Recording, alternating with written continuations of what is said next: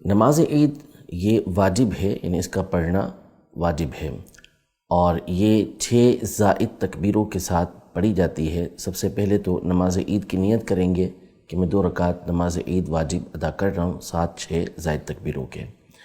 اللہ اکبر کہنا ہے، امام صاحب اللہ اکبر کہیں گے، قریبی اللہ اکبر کہے گا، ہاتھ اٹھا کر اس نے باندھ لینے ہیں، اور اس میں ثنا جو ہم عام روٹین کے اندر نماز میں پڑھتے ہیں وہ ثنا سب نے پڑھنی ہے، امام صاحب بھی پڑھیں گے اور مقتدی بھی پڑھیں گے۔ پھر اس کے بعد تکبیر کہی جائے گی، اللہ اکبر کہہ کے ہاتھ اٹھانے ہیں اور ہاتھ چھوڑ دینے ہیں۔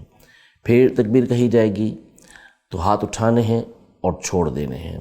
اس کے بعد جب تکبیر کہی جائے گی تو ہاتھ اٹھا کر باندھ لینے ہیں۔ امام صاحب یہ قراءت کریں گے اور ہم نے، یعنی جو پیچھے نماز پڑھ رہے ہیں انہوں نے سننا ہے۔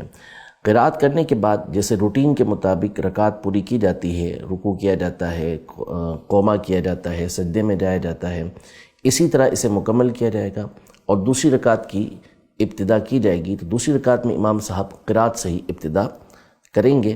جب ان کی قراءت مکمل ہو جائے گی سورۃ الفاتحہ اور اس کے ساتھ جب سورت ملا لیں گے تو اب انہوں نے 3 تکبیریں کہنی ہیں۔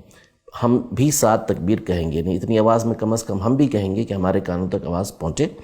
اللہ اکبر کہہ کے ہاتھ اٹھانا ہے اور اسے چھوڑ دینا ہے۔